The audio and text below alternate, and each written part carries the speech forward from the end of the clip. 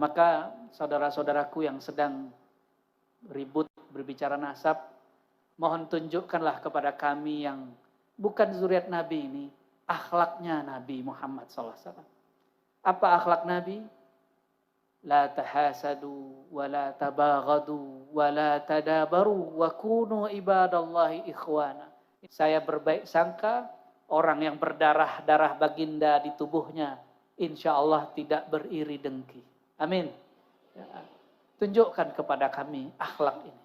Saya kalau pernah berbicara masalah nasab, jika ada yang tersinggung, saya mohon ampun kepada Allah dan minta maaf kepada siapapun yang tersinggung. Kita udah gak mau lagi bicara itu. Kita sekarang bicara nasab itu akhlaki.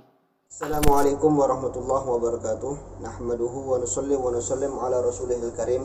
Amma ba'd. Teman-teman semua, dalam video kali ini kembali lagi saya akan membahas tentang masalah nasab. Jadi kali ini saya akan menampilkan satu video dari seorang ulama, yaitu Buya Razi Hashim, yang mana beliau sedikit menyinggung tentang masalah nasab. Tapi dalam narasi beliau tidak berpihak kepada siapapun. Beliau tidak berpihak kepada yang pro Kiai Imaduddin, dan beliau juga tidak terlalu berpihak kepada yang pro Ba'alawi. Intinya dalam video kali ini hanya berisikan nasihat dari Buya Razi Hashim kepada kita semua, baik itu yang mendukung pendapatnya Kiai Imad dan teman-temannya, ataupun yang pro kepada Ba'alawi. Jadi ini hanya bersifat nasihat dari beliau, yaitu dari Buya Razi Hashim, yang mana beliau menyampaikan pentingnya akhlak, ya, pentingnya akhlak. Apalagi sebagai cucu Rasulullah SAW haruslah lebih memperlihatkan akhlaknya Rasulullah SAW. Marilah kita sama-sama menyimak video beliau, dengarkan sampai akhir agar kita tidak gagal paham. Mau saya baca salah satu kitab Wali Allah, Sidi Ahmad Ar-Rifai. Beliau menulis kitab tentang halatu ahli tahqiq ma'allah, kondisi kekasih-kekasihnya yang disebut ahli hakikat, mereka yang kolbunya dipenuhi cinta kepada Allah dan Rasulnya. Menariknya kitab beliau ini ditulis pakai menyebutkan silsilah sanad hadis. Ternyata beliau ini zuriat Nabi SAW. Ini yang lagi rame sekarang ini ya. Jalurnya cuma bukan jalur yang ditulis, yang dipakai oleh Rabithah Alawiyah, jalur Ba'alawi.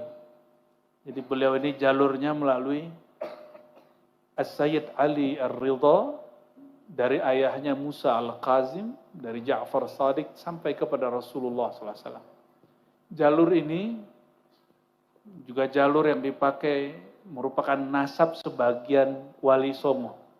Jadi Wali Songo ada yang melalui Musa Al-Qazim. Ya. Kalau yang lain mungkin jalur yang lain.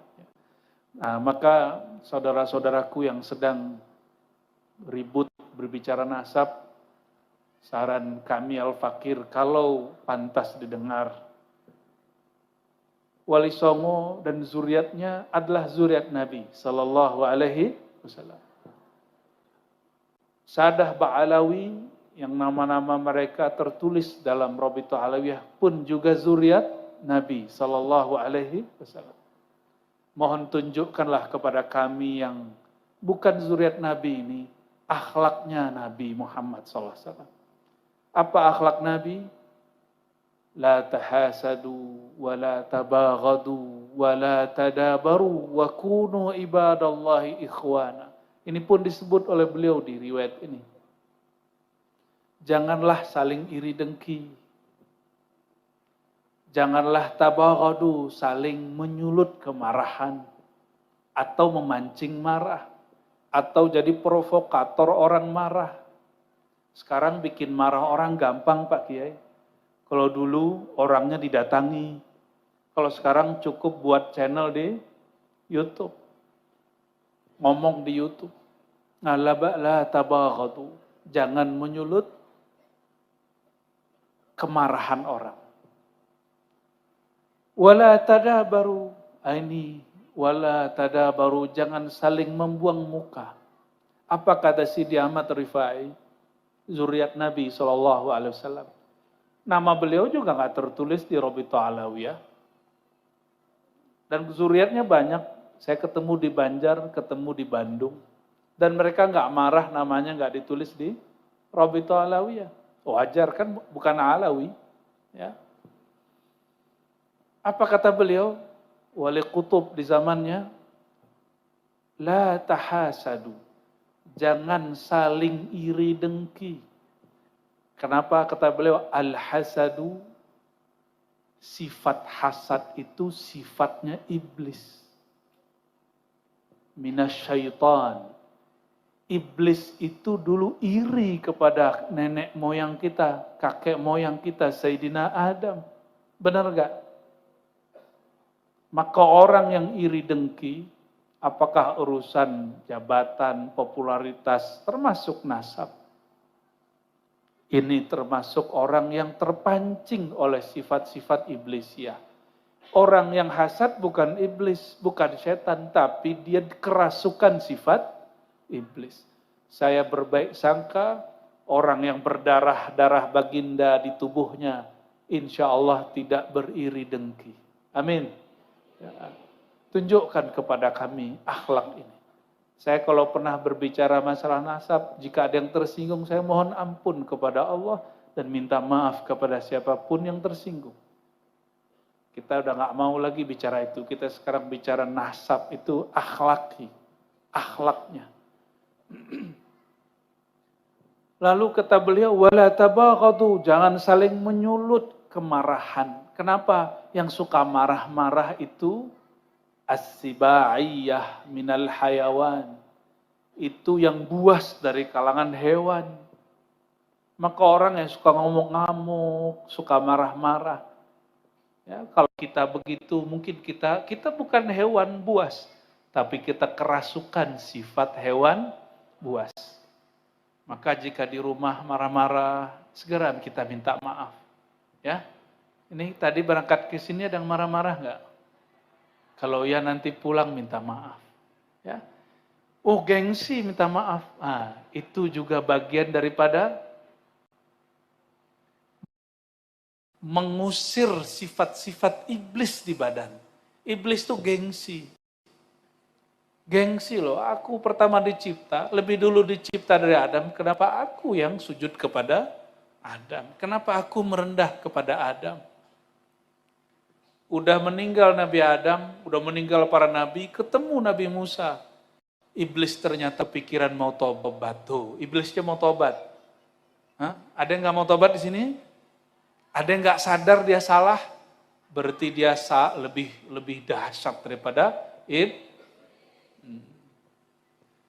Apa kata iblis? Ini hadis sahih di Sahih Bukhari.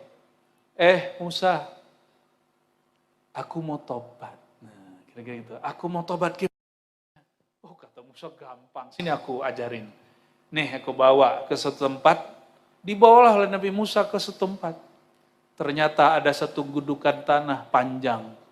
Kata Sayyidina Musa, no yang gudukan panjang tuh. Nabi Musa itu setinggi pohon kelapa Bapak Ibu. Ya. Berapa meter itu? Ya mungkin 30 meter kali atau wallahu alam, kalau di hadis itu disebutkan salasun, ya, 30. Wallahu alam itu apakah menunjukkan banyak atau besar gitu ya. Coba bayangin sekarang ada orang setinggi kelapa. Kita sebutnya apa? Rak. Oh jadi ternyata biawa yang dulu disebut orang dinosaurus itu ya. Ternyata itu biawa. Biawanya tapi gede ya. Sayyidina Musa mengatakan, Iblis, no, kuburan kakekku. Katanya mau tobat. Perintah Allah kepadamu apa?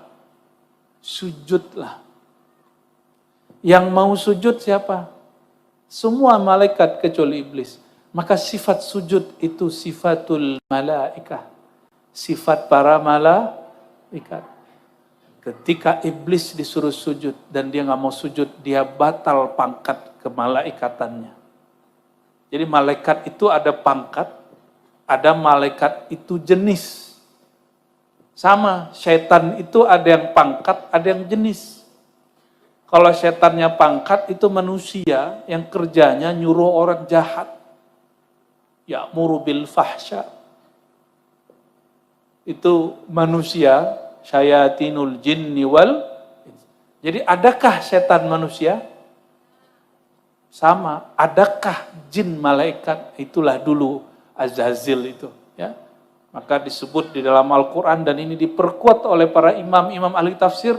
Sebagian mereka percaya dulu Azazil alias iblis itu pernah berpangkat malah. Kapan dipecat? Ketika tidak mau sujud. Di dalam diri kita ini ada sifat malaikat. Kalau nggak mau sujud, nggak mau merendah, maka berarti sudah dipecat. Ya, nggak mau kan? Dipecatnya apa? Ya nggak mau sujud, sukanya marah-marah, pangkatnya turun menjadi sibaiyah, hewan buas, sukanya marah-marah, tersinggungan, ngamuk-ngamuk. Mau begitu? Ya, namanya kita manusia pasti pernah salah. Kalau pernah begitu, segera bertobat kepada Allah dan minta maaf. Iblis mau gak sujud? Apa kata iblis? Dia hidup pun aku gak mau sujud, apalagi do bau tanah. Egonya 2 kali. Akhirnya iblis gagal taubat. Karena ego. Ini hati-hati. Ya. Karena merasa dirinya sesuatu. Semoga kita yang hadir ini Allah bersihkan dari sifat-sifat buas, sifat-sifat emosi dan sifat-sifat iri dan dengki. Amin ya rabbal alamin.